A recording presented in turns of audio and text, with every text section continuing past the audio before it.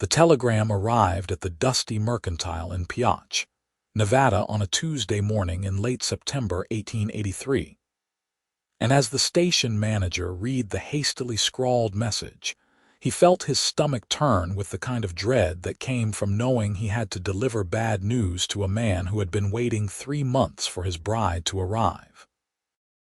Isaac Nolan stood outside the Silver Ridge mine office, his broad shoulders casting a long shadow across the packed earth as the sun climbed higher over the dry Nevada hills.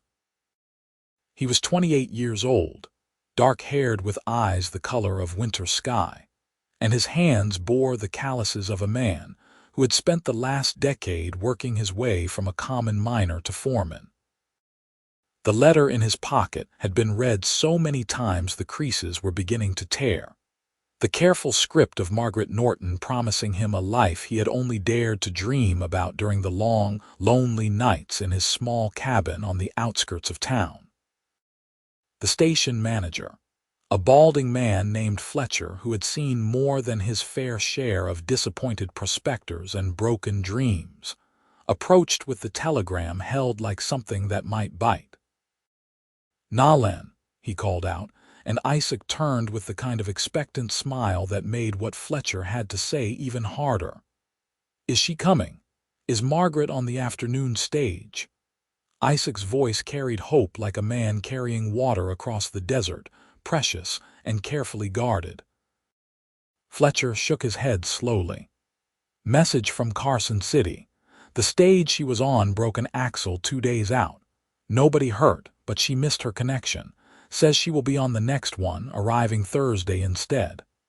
Isaac's face fell for just a moment before he straightened his shoulders and nodded. 2 more days. I have waited this long, I suppose I can wait 2 more days. He took the telegram, read it himself, and then folded it carefully before placing it in his shirt pocket next to Margaret's last letter. "Thank you for bringing it straight away, Fletcher." "Course," Fletcher said, relieved that Isaac was taking it well. Some men might have raged or drunk themselves into a stupor over such a delay. "She sounds like a good woman from what you have said." "She is," Isaac replied with the confidence of a man who had poured his heart into every letter he had written over the past 5 months. They had been matched through an agency in San Francisco, and though they had never met in person, Isaac felt he knew Margaret's soul through her words. She wrote about books and music, about the family she had lost to fever back in Ohio, about her dreams of building a life somewhere new where the past could not follow her. What she had not written about, what she had deliberately left out of every carefully composed letter, was the gray hair that had begun appearing when she was only 20 years old, spreading like winter frost, until by 25 her once chestnut locks had turned completely silver. Margaret Norton sat in the small boarding house in Carson City, her hands trembling as she stared at her reflection in the cracked mirror above the wash basin. The journey west had been long and exhausting, rattling in stages across endless miles of territory that seemed to stretch on forever under an unforgiving sun. She had been traveling for nearly 3 weeks, and the dust of the trail had settled into every fold of her dark blue traveling dress, every crease of her worn leather boots. But it was not the dust that made her want to weep. It was the silver hair that gleamed in the lamplight, the hair that made strangers stare and children point and men turn away when they realized she was not the elderly woman they had assumed from a distance. She was 25 years old, and she looked like someone's grandmother. The other women in the boarding house had been kind enough, though she caught their curious glances when they thought she was not looking.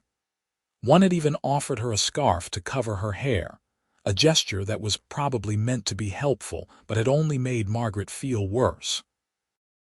In her trunk, carefully wrapped in tissue paper, was the photograph she had sent to Isaac Nolan. It had been taken 3 years ago, before the gray had completely taken over, when there were still streaks of brown woven through the silver.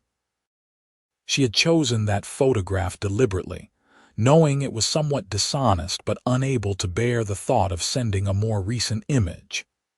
In her letters, she had described herself as having light-colored hair, which was not exactly a lie, but it was not exactly the truth either.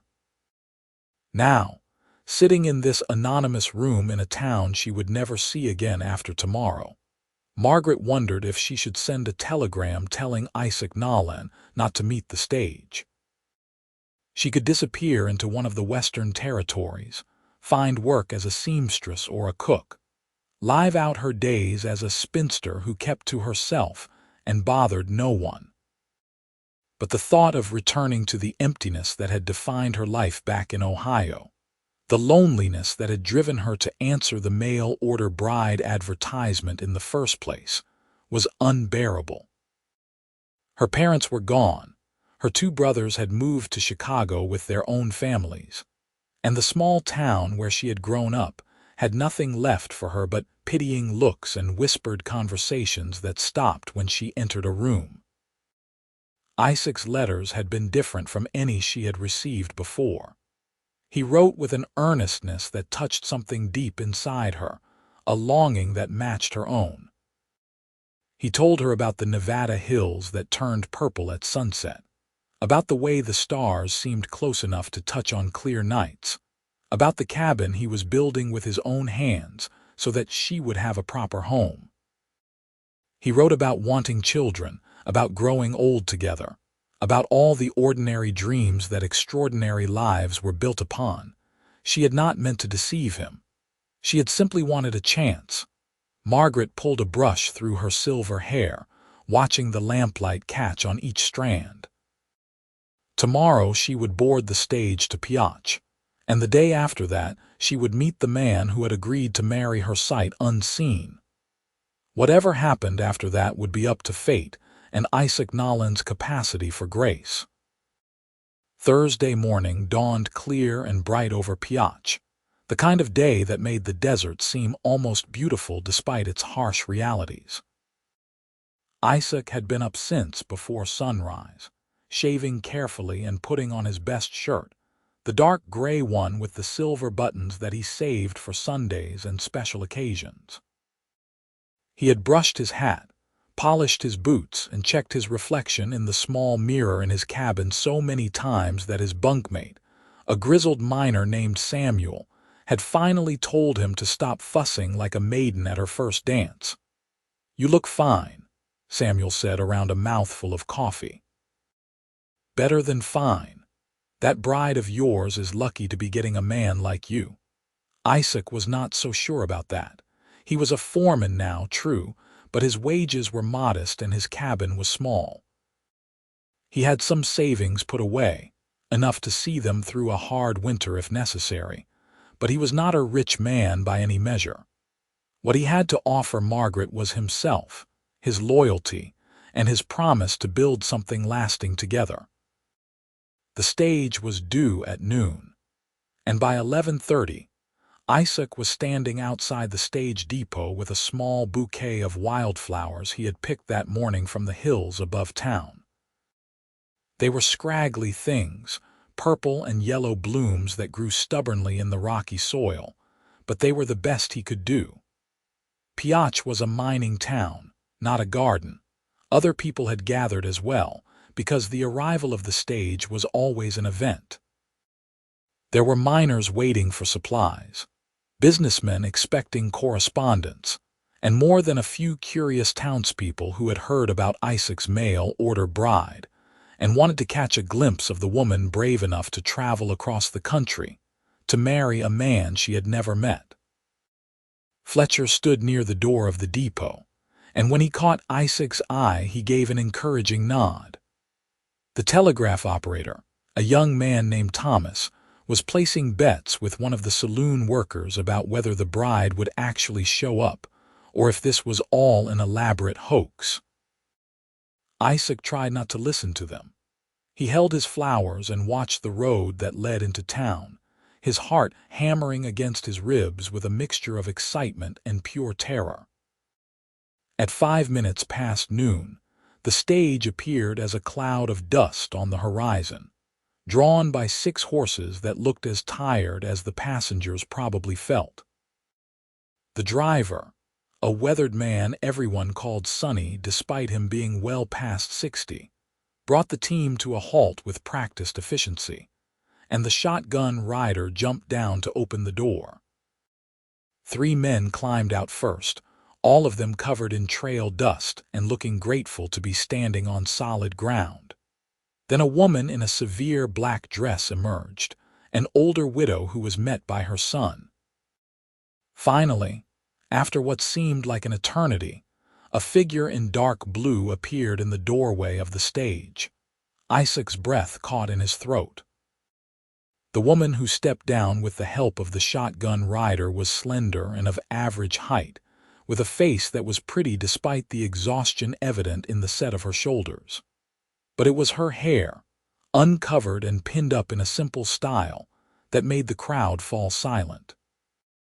It was completely, utterly silver. Not blonde, not light brown, but silver as polished metal, gleaming in the Nevada sun like something precious and strange. Margaret Norton stood on the dusty street of Piotch, Nevada, and felt every eye turn toward her.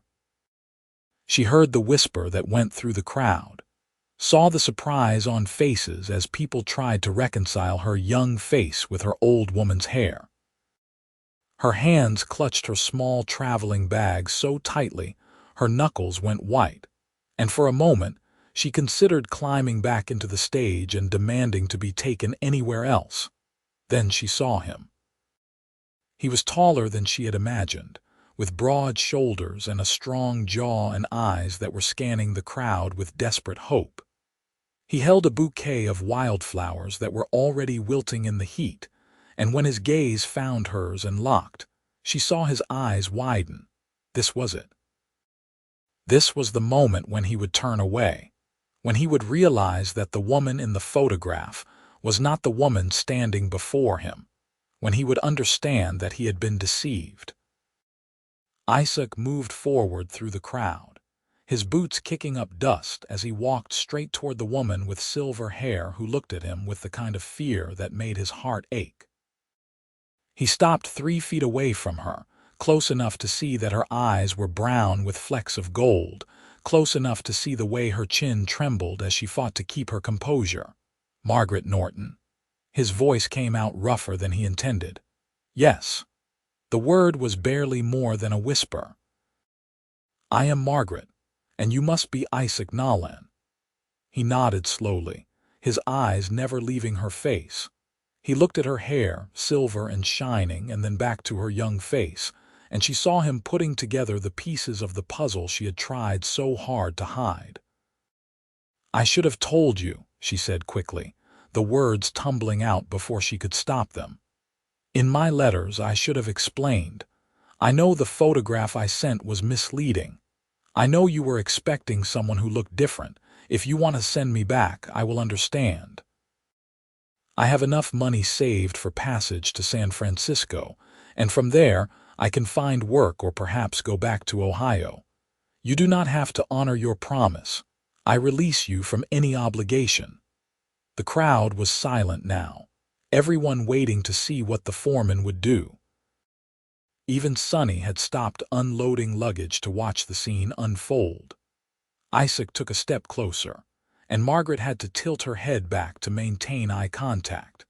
He was even taller up close, and his presence was overwhelming in the way of men who worked hard and lived honestly. Your hair, he said, and she braced herself for the rejection she had been expecting since the gray had first appeared. It turned gray young. Yes, she forced herself not to look away. It started when I was 20, some kind of condition, the doctor said. By the time I was 23, it was completely gray. Silver, I suppose.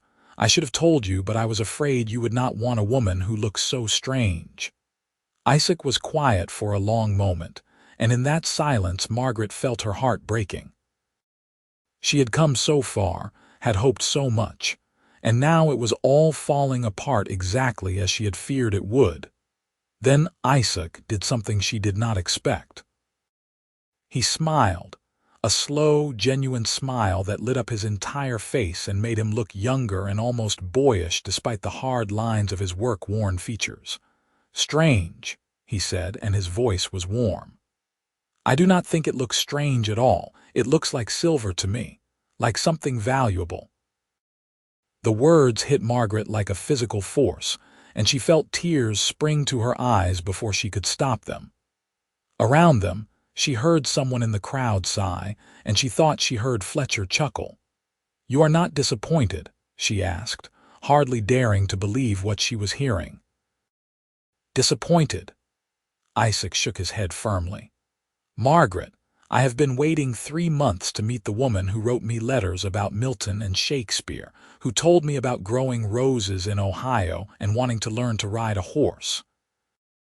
I have been waiting to meet the woman who said she wanted to build a life with me in this dusty, hard Scrabble town where nothing grows easy and everything has to be worked for. Do you think the color of your hair changes any of that?" "Most men would think so," Margaret said, her voice shaking. "Then most men are fools." Isaac held out the bouquet of wildflowers, and when she took them, her fingers brushed against his and a current of warmth spread up her arm. "Welcome to Piotch, Margaret Norton. I hope you will find it suits you." Margaret looked down at the flowers in her hands, at the purple and yellow blooms that were as stubborn and enduring as this land itself, and felt something inside her chest loosen for the first time in years. She looked back up at Isaac, at this man who had called her hair silver instead of gray, who had looked at her with warmth instead of pity, and allowed herself to smile. "I think it already does," she said. The crowd, having gotten the show they hoped for, began to disperse with satisfied murmurs. Fletcher came over to shake Isaac's hand and welcome Margaret to town, and Sonny brought over her trunk from the back of the stage, setting it down with a grunt. "You need help getting this to your place, Nolan?" Sonny asked. "I can manage," Isaac said. He turned to Margaret. "It is not far. About a quarter-mile out of town. I hope you do not mind walking. I could borrow a wagon if you are too tired." "Walking is fine," Margaret assured him. She had been sitting in various stages for weeks. The thought of stretching her legs was actually appealing. "I would like to see the town." So Isaac hoisted her trunk onto his shoulder as if it weighed nothing, and Margaret fell into step beside him as they made their way down the main street of Piotch. The town was exactly as Isaac had described it in his letters. Rough-hewn and practical, built to serve the mines that dotted the surrounding hills. There was a main street with a general store, a hotel, several saloons, a church, and various other businesses that catered to the miners and their families. "The mine I work at is about 2 miles north," Isaac explained as they walked. "Silver Ridge. It is one of the better operations in the area. The owner, Mr. Harrison, runs a fair operation and pays on time. I work as foreman of the day shift, which means I leave before sunrise and get back around supper time." Margaret listened, trying to absorb all the information while also taking in her surroundings.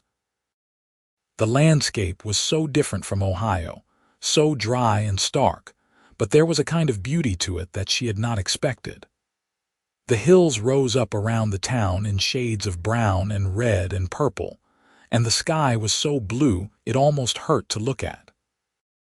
"The cabin is just ahead," Isaac said, and Margaret saw a small structure made of wood and stone sitting on a gentle rise above the town.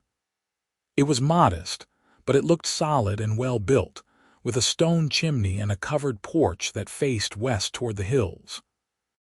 When they reached it, Isaac set down her trunk and opened the door, then stepped back to let her enter first. "It is not much," he said, and she heard the nervousness in his voice. "Just 2 rooms right now, but I have been working on adding a third.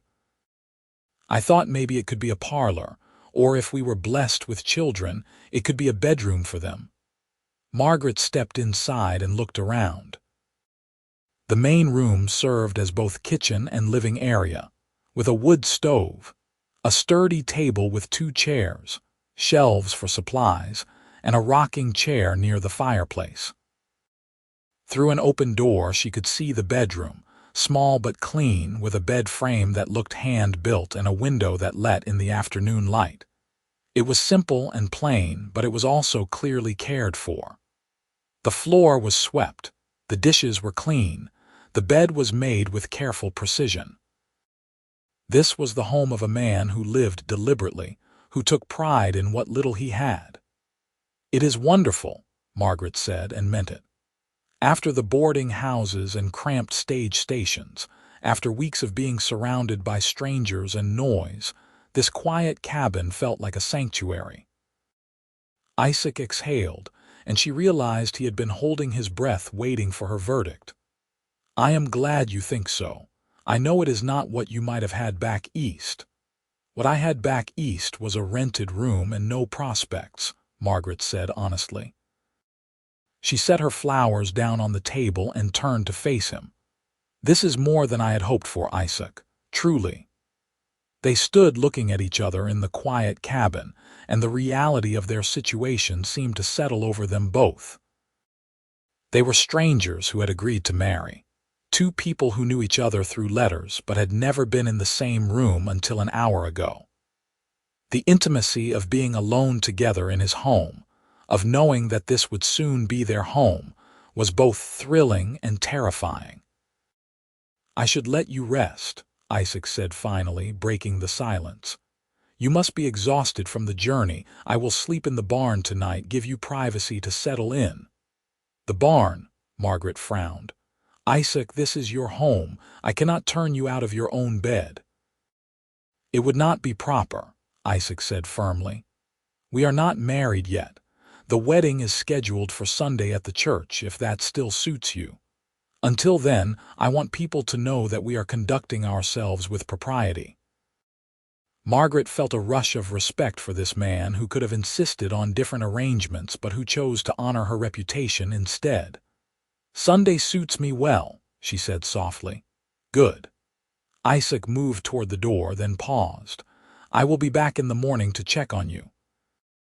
If you need anything in the night, the house next door belongs to a widow named Mrs. Patterson. She is a good woman, and I told her you would be arriving. She said she would be happy to help if you need anything." "Thank you," Margaret said, "for everything, for not being disappointed, for bringing me here, for the flowers." Isaac's stern expression softened into another of those smiles that transformed his face. "Thank you for coming all this way on faith. I know it could not have been easy. Sleep well, Margaret." Then he was gone, and Margaret was alone in the cabin that would soon be her home. She moved to the window and watched as Isaac walked down the slope toward the barn, a sturdy structure that probably housed his horse and whatever tools he needed for his work. The sun was beginning its descent toward the western hills, painting the sky in shades of orange and pink, and Margaret felt something she had not felt in a very long time. She felt hope. The next 3 days passed in a blur of activity and nervous anticipation. Margaret spent her time unpacking her trunk and arranging the cabin to include her few possessions. She had books, which she placed carefully on the shelves Isaac had built. She had a quilt her mother had made, which she spread across the bed. She had her sewing supplies, her Sunday dress, and a small collection of letters from her brothers that she kept tied with ribbon. Mrs. Patterson proved to be exactly as Isaac had described. A kind woman in her 50s who had lost her husband to a mine collapse 3 years earlier. She came by the morning after Margaret's arrival with fresh bread and an offer to show Margaret around town. "I have known Isaac Nolan for 5 years," Mrs. Patterson said as they walked through Piotch together.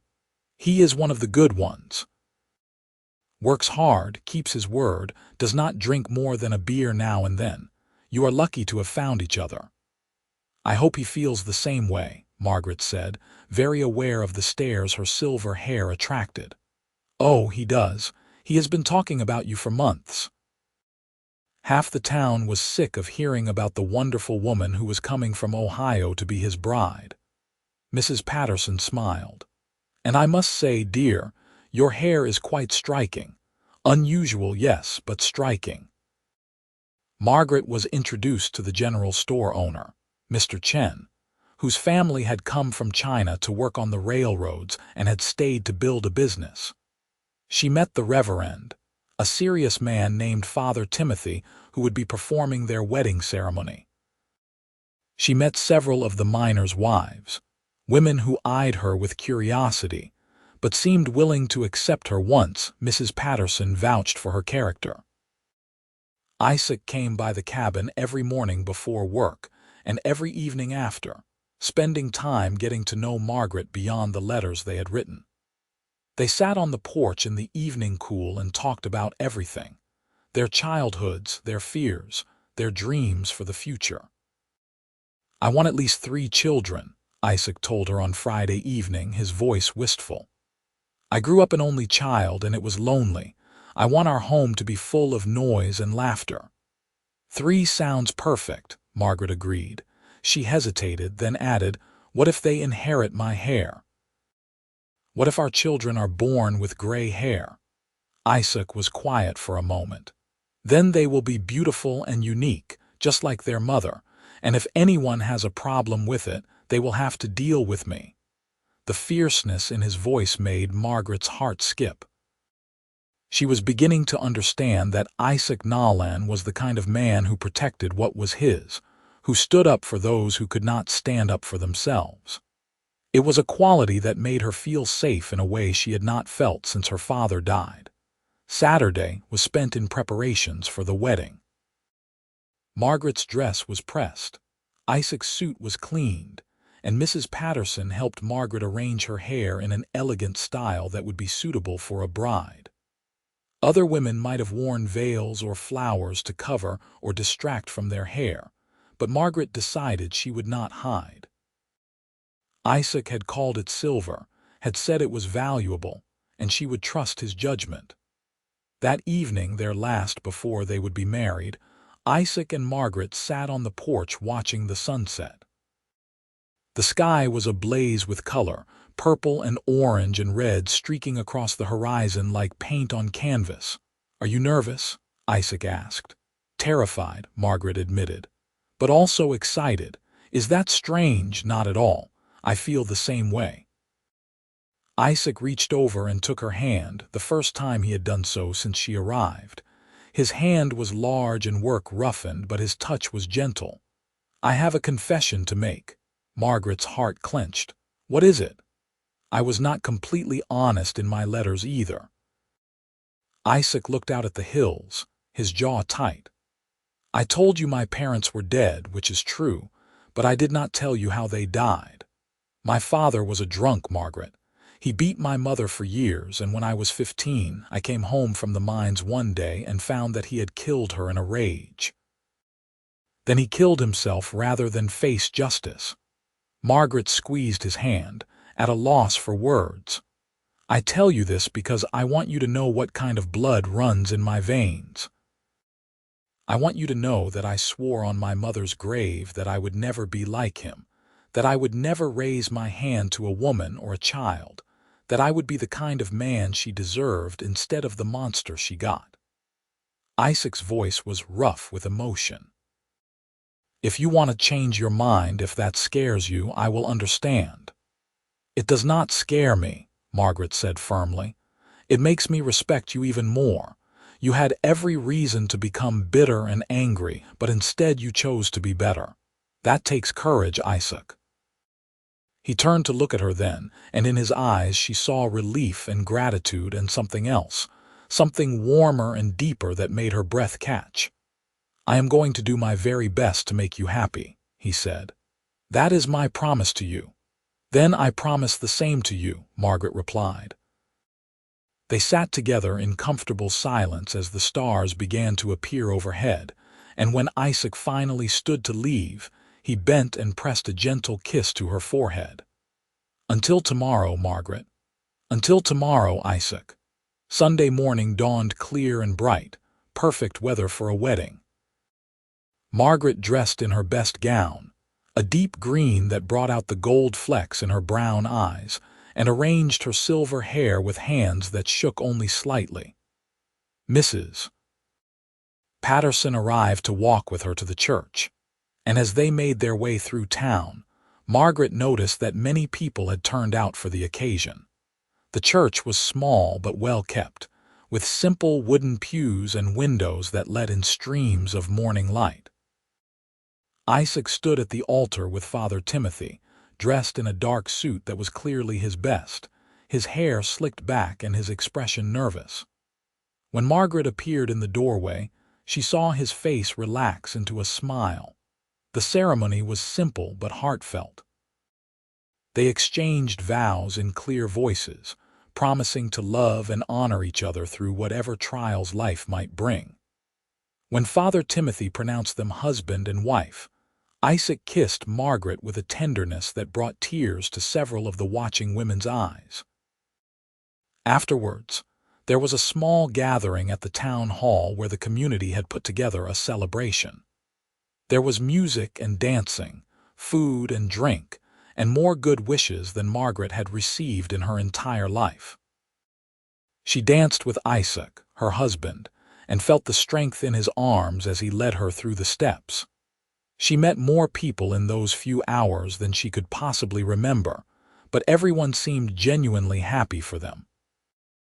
When the sun began to set, Isaac and Margaret walked back to their cabin, truly their cabin now, hand in hand. The evening was cool and peaceful, and Margaret felt a mixture of nervousness and anticipation that she tried to keep from showing. Inside, Isaac lit the lamps and they stood facing each other in the soft glow. They were married now, legally and in the eyes of God, but they were still essentially strangers learning to navigate this new reality. "I want you to know," Isaac said carefully, "that there is no rush. We have the rest of our lives. I do not want you to feel pressured." Margaret appreciated his consideration, but she also knew that delay would only make things more awkward. She stepped closer and placed her hand on his chest, feeling his heartbeat strong and steady beneath her palm. "I do not want to wait," she said softly. "I want to be your wife in every way." Isaac's eyes darkened with desire and he cupped her face in his hands with infinite gentleness. "You are sure?" "I am sure." He kissed her then, deeply and thoroughly, and Margaret felt heat bloom through her entire body. His hands moved to her hair, carefully removing the pins until her silver locks fell loose around her shoulders. He ran his fingers through it with something like reverence. "Beautiful," he murmured against her lips. "You are so beautiful, Margaret." She helped him remove his jacket and shirt, revealing a body hardened by years of physical labor. He was all muscle and strength, and she traced her fingers over the scars he bore from his work. He was patient with her inexperience, gentle but passionate. And when they finally came together as husband and wife, Margaret felt a connection that went beyond the physical. Afterwards, they lay tangled together in the bed Isaac had built with his own hands, and Margaret rested her head on his chest as he stroked her hair. "No regrets?" he asked softly. "None," Margaret replied. "You?" "Not a single one." They fell asleep that way, wrapped in each other's arms, and the silver-haired bride and the miner-turned-foreman began their life together. The first months of marriage were an adjustment for both of them. Isaac left before dawn to work at the Silver Ridge mine and returned around supper time, exhausted but always willing to spend time with Margaret. She learned to cook the simple, hearty meals that sustained a working man. Though her first attempts at biscuits were so hard, Isaac joked they could be used as ammunition. She learned to manage the household with limited resources, to make their small income stretch to cover necessities and the occasional luxury. Winter came to Piotch with bitter cold that seemed to seep into every crack of the cabin despite Isaac's best efforts at insulation. Snow fell on the hills, turning the brown landscape white, and the mining work became even more dangerous as ice made the already treacherous conditions worse. One evening in late December, Isaac came home with news that made Margaret's heart sink. "There was a collapse today," he said, his face grim. "In the lower tunnel, 3 men were killed and 2 more are badly injured. We got them out, but it was close." He sat down heavily at the table, and Margaret saw that his hands were shaking. "I was supposed to be in that tunnel, but I had stayed back to check on a support beam in another section. If I had been there 5 minutes earlier—" Margaret knelt beside his chair and took his hands in hers. "But you were not there. You are safe. This time," Isaac said. "But what about next time? What if I do not come home one day, Margaret? What if I leave you a widow before we have even celebrated our first anniversary?" It was a fear that lived in the back of every mining wife's mind, the knowledge that each goodbye in the morning might be the last. Margaret had met enough widows in Piotch to understand the reality of the danger. "Then we will deal with that if it comes," Margaret said firmly. "But we cannot live our lives in fear of what might happen. We have to trust that God will protect you, and we have to make the most of every day we have together." Isaac pulled her into his lap and held her tightly. "When did you become so wise?" "The moment I decided to travel halfway across the country to marry a man I had never met," Margaret replied, and was rewarded with his laugh. But the incident troubled Isaac deeply. And over the next several weeks, Margaret noticed him becoming more withdrawn. He came home exhausted every day, barely eating before falling into bed. He started talking about wanting to save enough money to buy a small piece of land, to maybe raise cattle or horses instead of risking his life underground. "It would take years to save that much," Margaret said gently. "And we have talked about wanting children. We will need every penny if we are to raise a family." "I know," Isaac said, frustration evident in his voice. "But sometimes I feel like I am trapped, like I am living my father's life all over again, working myself to death for pennies." "You are nothing like your father," Margaret said fiercely. "Your father destroyed. You build. You take care of me, you take care of yourself, and someday you will take care of our children. There is honor in that, Isaac. There is dignity in providing for your family." He looked at her with such love that it made her breath catch. "How did I get so lucky?" "You did not get lucky," Margaret corrected. "You chose well." He laughed at that, and the tension between them eased. In February, Margaret discovered she was pregnant. She had suspected for a few weeks, but when Mrs. Patterson confirmed it with the knowing eye of a woman who had helped deliver dozens of babies, Margaret felt a joy so profound she could barely contain it. She told Isaac that evening when he came home from work, blurting it out before he had even removed his boots. "I am pregnant. We are going to have a baby." Isaac froze, his face cycling through shock, disbelief, and then pure elation in the space of seconds. He crossed the room in 3 strides and lifted Margaret off her feet, spinning her around before setting her down carefully as if she might break. "A baby," he breathed. "We are going to have a baby. In late August or early September, Mrs. Patterson thinks," Margaret confirmed, laughing at his reaction. Isaac knelt down and placed his hands gently on her still flat stomach. "Hello in there," he said softly. "This is your father. I promise I am going to take good care of you and your mother. I promise you will always be safe and loved." Margaret ran her fingers through his dark hair and felt tears slide down her cheeks. This was what happiness felt like. This was what home meant. The pregnancy progressed smoothly, though Margaret dealt with morning sickness that lasted well into the afternoon for the first few months.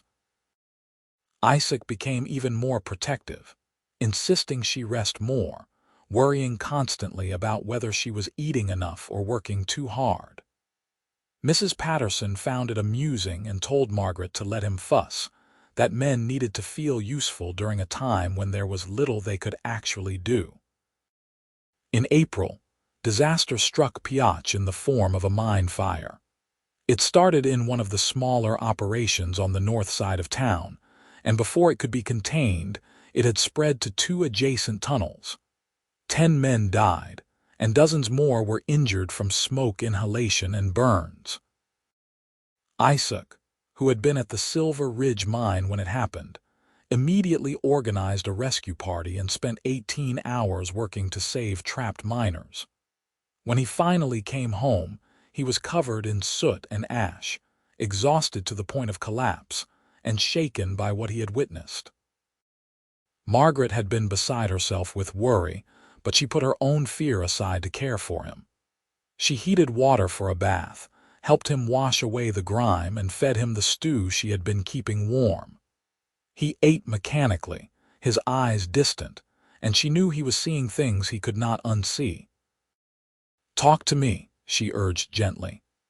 "There were men trapped behind a cave-in," Isaac said, his voice hollow. "We could hear them screaming, begging for help. We dug for hours, but by the time we broke through, most of them were dead from the smoke. There was one boy, could not have been more than 17, who died just as we reached him. He was calling for his mother." Margaret held him as he wept, this strong man who bore the weight of so much responsibility. She understood then that being a foreman meant more than just overseeing work. It meant living with the knowledge that the men under your command might die, that the decisions you made could mean the difference between life and death. "You saved the ones you could," she said. "You did everything possible." "It was not enough," Isaac replied. "It never feels like enough," Margaret agreed. "But it was all you could do, and those families will be grateful for the rest of their lives that you tried." The mine fire led to new safety regulations being implemented across Piotr, and Isaac threw himself into making sure the Silver Ridge mine was as safe as possible. He worked with the owner, Mr. Harrison, to install better ventilation, to reinforce tunnel supports, to create evacuation plans. It meant longer hours and more responsibility, but it also gave Isaac a sense of purpose beyond simply extracting ore from the ground. As summer arrived and Margaret's pregnancy became obvious to everyone, the women of Piotr rallied around her. They held a quilting bee where they created a beautiful blanket for the baby, each square sewn by a different woman and featuring different patterns and colors. They shared advice and stories, some helpful and some terrifying, about childbirth and raising children in the harsh mining town. Isaac finished the 3rd room he had been building, converting it into a nursery. He made a cradle from pine wood he had hauled down from the mountains, sanding it until it was smooth as silk. He painted the walls a soft yellow using expensive paint from the general store, and Margaret sewed curtains from fabric Mrs. Patterson helped her select. One evening in late July, they sat together in the nursery, Margaret in the rocking chair Isaac had bought from a family leaving Piotr, and Isaac on the floor working on a set of wooden blocks for the baby. "What if I am like my father?" Isaac said suddenly, not looking up from his work. "What if there is something wrong inside me, and it comes out when I am a father?" It was not the first time he had voiced this fear, but Margaret heard the genuine terror in his voice. She understood that his father's violence had left scars that ran deep. "You are not your father," Margaret said firmly. "Isaac, look at me." He looked up, and she saw the vulnerability in his eyes. "You are the man who calls my gray hair silver. You are the man who works 18 hours to save trapped miners. You are the man who made me a cradle with his own hands and painted this room yellow because you thought it would make our child happy. That is who you are, not your father, never your father." "I am so afraid I will fail you both," Isaac admitted. "You will not fail us. You will make mistakes because everyone does, but you will not fail us." I trust you with my life, Isaac Nolan, and I trust you with our child's life. Do you understand? He nodded slowly, and she saw some of the fear ease from his expression. On September 3rd, 1884, after nearly 12 hours of labor attended by Mrs. Patterson and the town doctor, Margaret gave birth to a healthy baby boy. He came into the world screaming with impressive lungs, his face red and his tiny fists waving, and when the doctor placed him in Margaret's arms, she fell instantly and irrevocably in love. Isaac, who had been pacing outside the cabin for hours, was finally allowed in. He approached the bed with something like awe on his face, and when Margaret pulled back the blanket to show him their son, tears streamed down his weathered cheeks. "He is perfect," Isaac whispered. "Margaret, he is perfect." "He has your nose," Margaret said with a tired smile. "And look at his hair." The baby had a full head of hair, and unlike Margaret's silver or Isaac's dark brown, it was a unique shade that seemed to be somewhere in between, a soft pewter color that gleamed in the lamplight. "He has your special hair," Isaac said, touching the baby's head with one careful finger. "Our silver-haired son." They named him Ivan Nolan, carrying on the family initial tradition Margaret had quietly come to appreciate. Ivan was a fussy baby for the first few weeks, keeping them both up through the nights with his crying, but Margaret and Isaac took turns walking him, soothing him, learning what each different cry meant. Isaac proved to be a natural father, patient and gentle despite his fears. He would hold Ivan and talk to him about the mines, about the horses, about the Nevada hills, as if the baby could understand every word. Margaret would watch them together, her heart full, and know that they had built something precious here in this harsh land. As autumn turned to winter, the Nolan family settled into a rhythm. Isaac continued working at the Silver Ridge mine, but he made sure to be home every evening to spend time with Margaret and Ivan. He read to them from the books Margaret had brought from Ohio, his deep voice filling the cabin with stories of faraway places and impossible adventures. One evening in December, shortly after their first wedding anniversary, Isaac came home with a package wrapped in brown paper. "What is this?" Margaret asked, looking up from where she was nursing Ivan. "Open it and see," Isaac said with a mysterious smile. Margaret carefully unwrapped the package one-handed and gasped. Inside was a silver hair comb, delicate and beautiful, with intricate engravings of flowers and vines. "Isaac, this must have cost a fortune," she protested. "I have been saving," he said, kneeling beside her chair.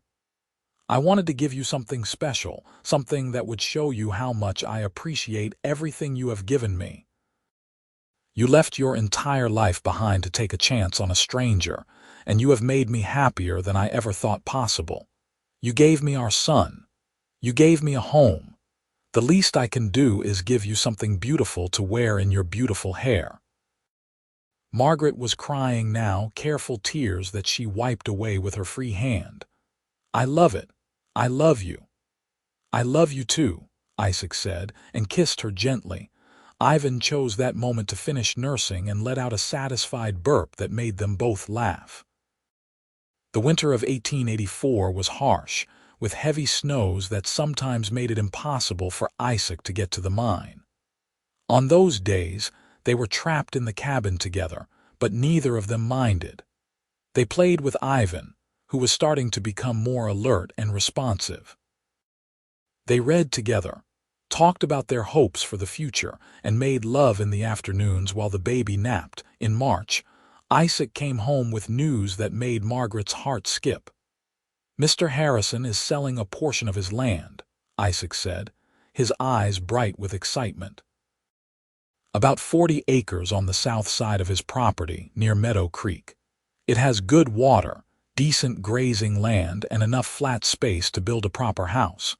He is willing to sell it to me for a fair price, and he will let me pay it off over 5 years. Can we afford it? Margaret asked, practical despite her excitement. Barely, Isaac admitted. It will be tight and we will have to save every penny, but Margaret, it would be ours. Our own land. A place where Ivan can grow up without the constant fear of mine collapses and fires.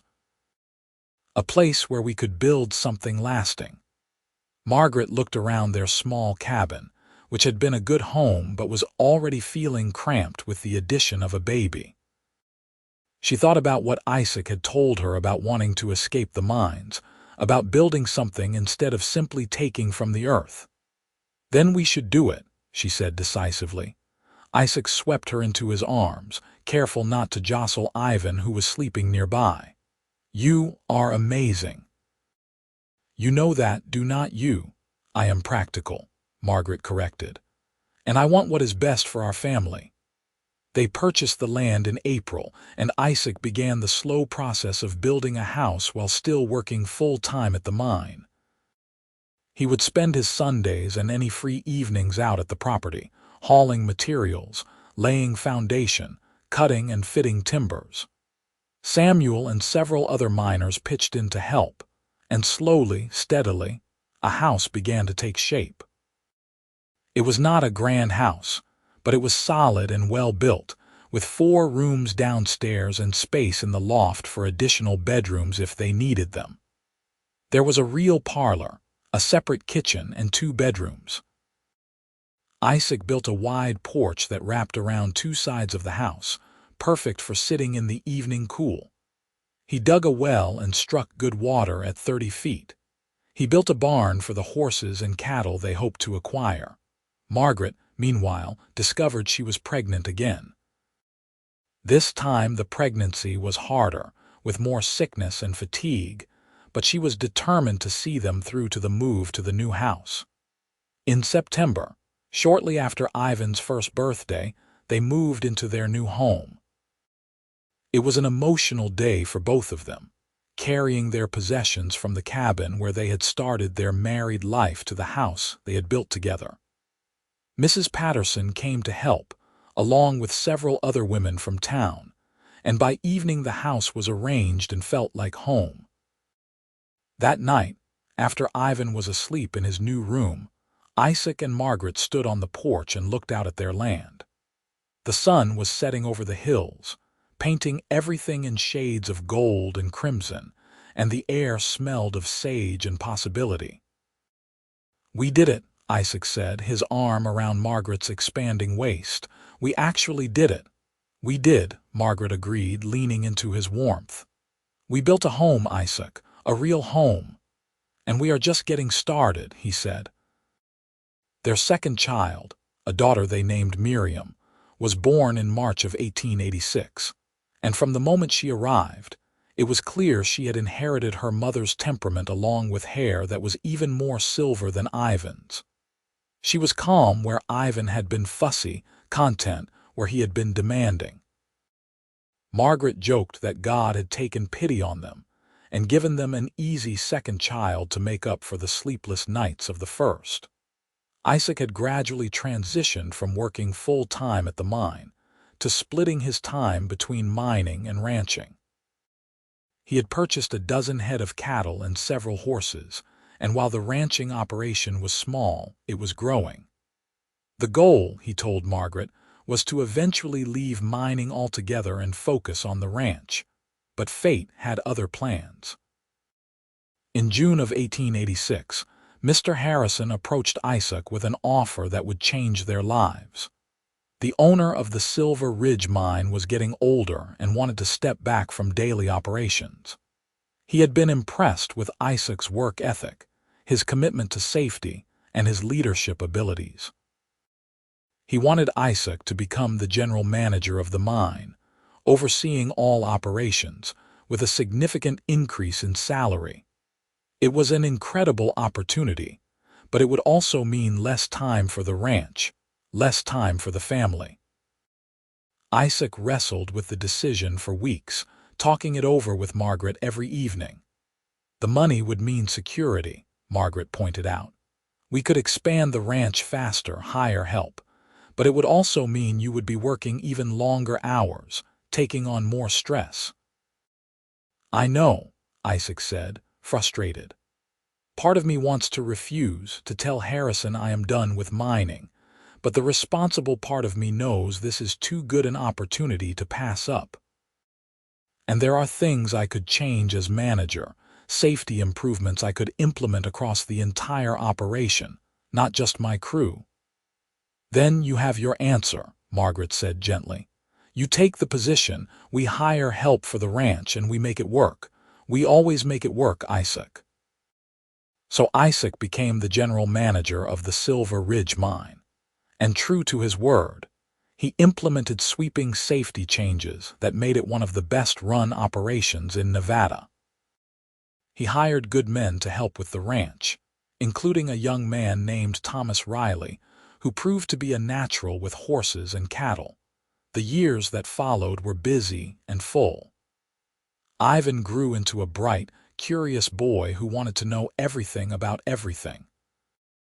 Miriam was quieter but just as intelligent, with a gift for music that Margaret nurtured by teaching her to play the old piano Isaac had purchased from a family moving back east.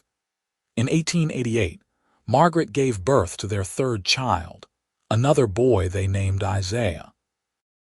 He had Isaac's dark hair and Margaret's gold-flecked brown eyes, and he was the most adventurous of their children, constantly getting into mischief.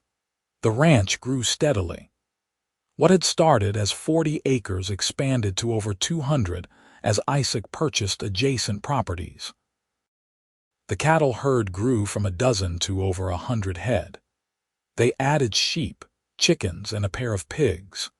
It was becoming a real operation, profitable enough that Isaac was finally able to step away from mining in 1890 to focus full-time on ranching. It was a transition he made with relief and no small amount of joy. He was 45 years old, and he had finally achieved the dream he had held since that terrible day when he found his mother dead. He was building something instead of destroying something, creating instead of simply taking. Margaret, watching him interact with their children, teaching Ivan how to handle cattle, reading to Miriam before bed, chasing Isaiah around the yard, knew that he had become the man he had always wanted to be. He was nothing like his father. He was patient and kind, firm but fair, and their children adored him. The town of Piotch continued to grow and change around them. Some families left when mines played out, others arrived seeking new opportunities. The Nolan family became fixtures of the community, respected and well-liked. Margaret's silver hair, which had once marked her as strange, became her signature. Children in town were fascinated by the pretty lady with the silver hair who was not old, and Margaret learned to smile and tell them stories instead of hiding. In 1892, tragedy struck when Mrs. Patterson passed away peacefully in her sleep. Margaret grieved deeply for the woman who had been her first friend in Piotch, who had helped her navigate those early days of uncertainty. At the funeral, Margaret stood with her silver hair gleaming in the sun and spoke about kindness and grace, about how Mrs. Patterson had welcomed a frightened mail-order bride and made her feel like she belonged. Life continued its inevitable march forward. Ivan, at 13, was already talking about becoming a rancher like his father. Miriam, at 11, had discovered a love of books and spent hours in the small library the town had finally established. Isaiah, at 9, was the wild one, always getting into scrapes and adventures that left Margaret's heart in her throat. In 1895, Isaac and Margaret celebrated their 12th wedding anniversary. They had a party at the ranch, inviting friends and neighbors, and the house was filled with laughter and music. Isaac danced with Margaret in the parlor while their children watched, and when he pulled her close, he whispered in her ear, "I have never regretted a single day since you stepped off that stage," he said. "Not one single day." "Neither have I," Margaret replied, and it was the absolute truth. As the years continued to pass, the Nolan Ranch became one of the most successful in the region. Isaac's reputation for fairness and good business practices brought opportunities, and he was able to expand into horse breeding, focusing on sturdy ranch horses that could handle the Nevada terrain. Ivan grew into a capable young man who shared his father's passion for ranching. At 18, he began taking on more responsibility, working alongside Isaac to manage the daily operations. They made a good team, father and son, and Margaret loved watching them work together. Miriam, at 16, had become a beautiful young woman with her mother's silver hair and her father's strength of character. She taught piano lessons to children in town and had started writing stories that Margaret thought showed real promise. Isaiah, at 14, was still the adventurer, but he had channeled his energy into becoming an exceptional horseman. He could break and train horses better than men twice his age, and he had inherited his father's natural leadership abilities. In 1898, Isaac was approached by several other ranchers about forming a cattlemen's association to protect their interests and ensure fair prices. He agreed to serve as the first president, and Margaret watched with pride as her husband, the former miner with the tragic past, became a leader in the community. It was during this time that a young woman arrived in Piotch, looking for work. Her name was Emily, and she had silver hair just like Margaret's, though she was only 22 years old. She had heard about the Nolan Ranch and the woman with silver hair who had made a life there, and she wanted to meet Margaret. Margaret hired Emily to help in the house and with the younger children, and the two women formed a bond over their shared condition. Margaret told Emily about arriving in Piotch 15 years earlier, about Isaac calling her hair silver, about building a life despite her fears. "You give me hope," Emily said one afternoon as they worked in the kitchen together. "That maybe I can find someone who sees past the gray hair to who I am underneath." "You will," Margaret assured her, "and when you do, he will be worth waiting for." As fate would have it, Emily did find someone, a young rancher named David who worked for the Nolans and who thought Emily's silver hair was the most beautiful thing he had ever seen. They were married in the summer of 1899, with Margaret and Isaac serving as witnesses, and Margaret felt a deep satisfaction in knowing that she had been able to help another woman find happiness. The turn of the century brought changes to Piotch and to the Nolan family. The mining industry was slowly declining, and many of the old-timers were moving on or retiring. New industries were coming in, including some early tourism as people from the cities began to discover the beauty of the Nevada landscape. Ivan, at 21, announced his engagement to a rancher's daughter named Sarah, a practical, kind young woman whom Margaret immediately loved. They were married in the spring of 1900, and Isaac gifted them a portion of the ranch to start their own operation. The wedding was a joyous occasion, and as Margaret watched her firstborn son dance with his new wife, she marveled at how far they had all come. Miriam, at 19, had become a published author, her stories appearing in magazines back east. She wrote about the West, about the people who lived there, about the beauty and harshness of the land. She had also caught the eye of a young teacher who had recently moved to Piotch, a man named Peter who shared her love of books and ideas. Isaiah, at 17, was the one who worried Margaret most, not because he was troubled but because he had that same restless spirit that had driven Isaac's father to drink. But unlike his grandfather, Isaiah channeled his restlessness into productive pursuits, always looking for ways to improve the ranch, always seeking the next challenge. In 1902, tragedy struck when a drought hit the region. The Meadow Creek, which had always provided reliable water for the ranch, began to run dry. Cattle were dying, and other ranchers were going bankrupt trying to hold on. Isaac, now 57 years old, faced the biggest challenge of his ranching career, but he refused to give up. He organized the ranchers to work together, sharing water resources and helping each other through the crisis. He invested in drilling deeper wells, using techniques he had learned during his mining days. He made the difficult decision to sell off part of the herd to reduce the strain on resources, taking a financial loss in the short term to ensure the ranch's survival. Margaret stood beside him through all of it, managing the household finances with a careful eye, finding ways to stretch every penny. They had weathered hard times before, and they would weather this.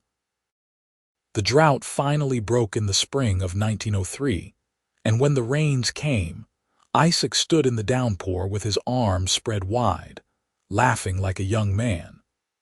The Nolan ranch had survived, leaner but intact, and other ranches that had followed Isaac's leadership had survived as well.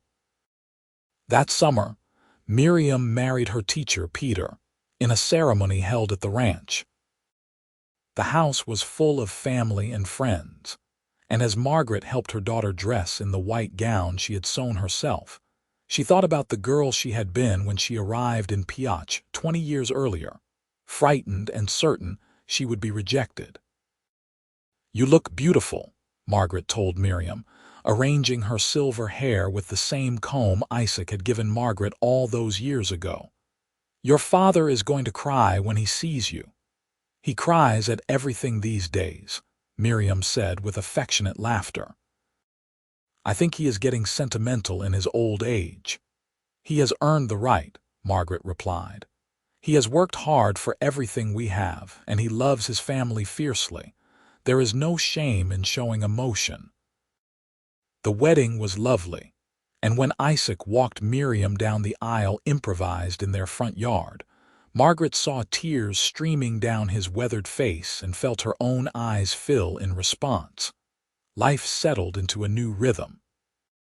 Ivan and Sarah welcomed their first child in 1904, a baby girl they named Margaret after her grandmother. Margaret held her namesake and felt the weight of time in a new way, understanding that she was now part of a legacy that would continue beyond her own life. Isaiah, at 22, announced he wanted to expand the ranch's horse breeding operation, focusing on racing horses rather than ranch horses. It was a risky venture, but Isaac, remembering his own desire to try something new, gave his blessing and the financial backing to make it happen. In 1905, Isaac and Margaret celebrated their 22nd wedding anniversary with a quiet dinner at home, their children and grandchildren surrounding them. Looking around the table at the family they had created, Margaret felt a gratitude so profound it was almost painful. "Thank you," she said to Isaac that night as they prepared for bed. "For what?" he asked, confused. "For not being disappointed that day at the stage depot, for calling my hair silver, for building this life with me." Isaac pulled her into his arms, and even after more than 2 decades of marriage, his touch still made her feel cherished. "Margaret, you are the best thing that ever happened to me. Every good thing in my life stems from the moment you stepped off that stage. I am the one who should be thanking you." They kissed, and Margaret marveled at how, after all these years, she still loved this man with her whole heart. The years continued to pass, bringing joys and sorrows in equal measure. Ivan and Sarah had 3 more children, building their own legacy. Miriam and Peter moved to Carson City, where Peter had taken a position at a prestigious school, but they visited frequently, and Miriam continued to write, her stories now appearing in national publications. Isaiah's horse breeding operation proved successful, and he gained a reputation for producing some of the finest horses in Nevada. He married in 1908, choosing a spirited woman named Catherine, who was his perfect match in temperament and drive. Isaac, now in his 60s, began to slow down, his body bearing the accumulated wear of years of hard physical labor. His hands, which had once been so strong, began to ache with arthritis. His back, which had carried the weight of mining equipment and ranch work, began to trouble him. But his spirit remained strong, and he continued to work every day alongside his sons, refusing to fully retire. Margaret, too, felt the passage of time. Her silver hair remained as lustrous as ever, but her face bore the lines of a life well lived. She had grandchildren who climbed on her lap demanding stories, and she told them about coming to Nevada on a stage, about their grandfather who had called her hair silver, about building a life in the harsh desert. In 1913, on a cool October evening 30 years after Margaret first arrived in Piotch, Isaac and Margaret sat together on the porch of the house they had built. The ranch spread out before them, prosperous and beautiful, the result of decades of hard work and determination. Their children were settled and happy, their grandchildren were healthy and thriving, and they had built something that would last long after they were gone. "You remember the day we met?" Isaac asked, his arm around Margaret's shoulders. "Every detail," Margaret replied. "I was so frightened. I was certain you would take one look at my gray hair and send me back. I remember thinking you were the most beautiful woman I had ever seen," Isaac said. "And I remember being terrified that you would take one look at Piotch and decide you had made a terrible mistake." "Never," Margaret said firmly. "Not for one single moment." They sat in comfortable silence as the sun set over the Nevada hills, painting the sky in the colors they had watched together for 3 decades. The land that had once seemed so harsh and unforgiving had become home, and the stranger who had agreed to marry her had become her partner in every sense of the word. "I love you, Margaret Nolan," Isaac said softly. "I love you, Isaac Nolan," Margaret replied. And as the stars began to appear overhead, the same stars that had witnessed their wedding vows so many years before, Margaret reflected on the journey that had brought her here. She had arrived in Piotch as a frightened woman with gray hair, certain that her appearance would doom her to rejection and loneliness. Instead, she had found a man who saw past the surface to the person beneath, who called her hair silver and meant it as a compliment, who had built a life with her that exceeded her wildest dreams. The years that followed were gentler, filled more with family gatherings than hard labor. Isaac officially retired from active ranch management in 1915, turning full control over to Ivan while still serving as an advisor and mentor. He spent his days working on smaller projects, teaching his grandchildren to ride, and sitting on the porch with Margaret talking about everything and nothing. Margaret continued to be active in the community, helping younger women navigate the challenges of frontier life, serving as a mentor and friend to anyone who needed guidance. The story of the mail-order bride with gray hair and the cowboy who called it silver had become something of a local legend, and visitors to Piotch often asked to meet the Nolans and hear their story firsthand. In 1918, the world was engulfed in the Great War, and though it seemed far away from their corner of Nevada, it touched them when Isaiah enlisted despite being in his 30s with a family. Margaret spent sleepless nights worrying about her youngest son, and Isaac, who understood the desire to prove oneself, supported his decision while silently fearing for his safety.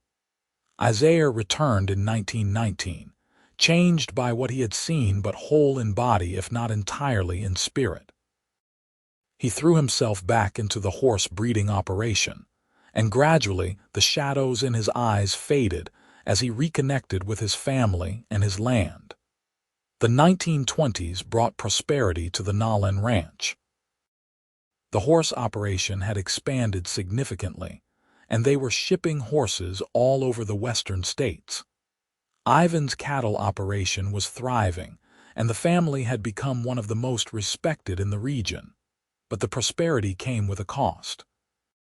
The physical demands of building the ranch had taken their toll on Isaac, and by the mid-1920s, it was clear that his health was declining. The arthritis that had started in his hands had spread throughout his body, and his heart, which had beat strong for so many years, was beginning to weaken. Margaret cared for him with the same devotion he had shown her throughout their marriage. She made sure he was comfortable, that he took his medicine, that he did not overexert himself. And every evening, without fail, they sat together on the porch and watched the sunset over the hills they both loved, on a warm evening in June 1926. 43 years after they had first met, Isaac turned to Margaret with the smile that still made her heart skip. "It has been a good life," he said softly. Margaret felt fear clutch at her heart, understanding what he was trying to tell her. "It is not over yet," she said firmly. "We have more years ahead of us, Isaac Nolan." "Maybe," he said, squeezing her hand. "But if not, I want you to know that I have no regrets, not a single one. You made me happier than I ever thought possible. You gave me a family, a home, a purpose. You saw past my tragic history to the man I wanted to be, and you helped me become that man." "You were always that man," Margaret said through her tears. "I just helped you see it." "My silver-haired bride," Isaac said, touching her hair with gentle fingers. "Still beautiful after all these years." "And you are still my cowboy," Margaret replied, "the one who saw value where others saw only strangeness." They sat together as the sun painted the sky in shades of crimson and gold, holding hands as they had done thousands of times before, and Margaret prayed that they would have many more sunsets together. Isaac's health stabilized through the summer and fall, and the family began to hope that he might have more years than they had feared. Christmas of 1926 was a grand affair, with all 3 children and their families gathering at the ranch for a celebration that filled the house with noise and laughter and love. Isaac, now 71 years old and moving slowly but still sharp in mind, sat in his favorite chair and watched his family with contentment. He had 8 grandchildren now, ranging in age from infant to young adult, and they all clamored for his attention, his stories, his wisdom. On New Year's Eve, as 1927 approached, Isaac and Margaret stood together on the porch despite the cold, wrapped in warm blankets and watching the stars. 44 years, Isaac said. 44 years since I saw you step off that stage with your silver hair gleaming in the sun." 43 years married, Margaret corrected. "Our anniversary is in September." "Close enough," Isaac said with a smile. "Margaret, if I could go back and do it all again, I would not change a single thing. Every hardship, every challenge, every moment of fear or uncertainty was worth it because it led me to you and to this life we built together." "Stop talking like you are saying goodbye," Margaret said, her voice breaking. "I am not," Isaac assured her. "I am just making sure you know how much you mean to me, how grateful I am for every day we have had together." They kissed as the new year arrived, and Margaret held him tight, trying to memorize the feel of his arms around her, the smell of him, the sound of his heartbeat beneath her ear. Isaac lived through the spring and into the summer of 1927, each day a gift they both treasured. His body continued to fail, but his spirit remained strong, and he spent his time surrounded by family, telling stories, offering advice, and making sure everyone knew how much he loved them. On a hot August afternoon, with Margaret sitting beside him holding his hand, and their children and grandchildren gathered around, Isaac Nolan took his last breath. He went peacefully, with a slight smile on his face, and Margaret knew that he had been ready, that he had accomplished everything he set out to do. The funeral was the largest Piotr had ever seen. People came from all over Nevada to pay their respects to the man who had started as an orphaned miner and built an empire through hard work and integrity.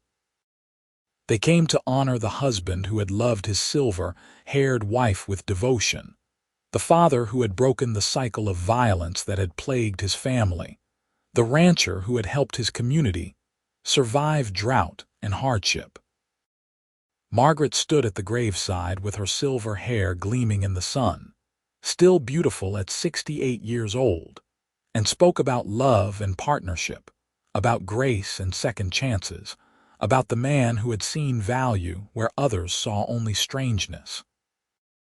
"He called my gray hair silver," she said, her voice carrying across the gathered crowd.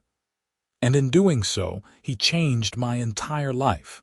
He taught me that what others see as flaws might be treasures in disguise. He taught me that love is built through daily choices, through showing up even when it is hard, through believing in each other even when the world is doubtful. He was my husband, my partner, my best friend, and I will carry him in my heart until the day I join him." There was not a dry eye in the crowd. Margaret lived for another 8 years after Isaac's death, years she spent surrounded by her family and continuing to be active in the community. She watched her grandchildren grow up and welcomed great-grandchildren into the world. She continued to mentor younger women, sharing the wisdom she had gained over decades of living. She never remarried, though she had offers. Isaac had been the love of her life, the one man who had seen past the surface to the woman beneath, and she had no desire to replace him. On a September afternoon in 1935, 52 years to the day after she had first arrived in Piotr, Margaret Nolan passed away peacefully in her sleep at the age of 77. She was buried beside Isaac on the ranch they had built together, and the entire community mourned the loss of the silver-haired bride who had become a legend. Her children and grandchildren continued the legacy she and Isaac had built. The Nolan Ranch thrived for generations, and the story of the mail-order bride with gray hair and the cowboy who called it silver was passed down through the family, a reminder that true love sees beyond the surface to the value beneath, that grace and acceptance can change lives, and that the greatest treasures are often found in the most unexpected packages. Years later, when Ivan's great-granddaughter was born with a full head of silver hair, a genetic quirk that had skipped several generations, her parents named her Margaret Silver Nolan in honor of the woman who had started it all. And when people asked about her unusual hair, the family would tell the story of the brave woman who traveled across the country to marry a stranger, and the cowboy who looked at her gray hair and saw silver, saw value, saw the beginning of a love story that would last a lifetime and beyond. The ranch still stands today, passed down through generations of Nolans, and visitors can still see the house Isaac built, the porch where he and Margaret watched countless sunsets, the land they turned from harsh desert into a thriving home. And in the family cemetery on the hill overlooking the property, 2 graves sit side by side, marked with simple headstones that read Isaac Nolan, beloved husband and father, and Margaret Nolan, beloved wife and mother, whose silver hair was her crown. It was a love story that began with acceptance, grew through partnership, and lasted beyond death. It was the story of 2 people who took a chance on each other, despite uncertainty and fear, who built something lasting through determination and faith, who proved that sometimes the greatest treasures come in unexpected packages, and that true love sees beauty where others see only strangeness. And it all started with a telegram, a stage depot, a bouquet of wildflowers, and a cowboy who looked at a woman with gray hair and said the words that would change both their lives forever. It looks like silver to me.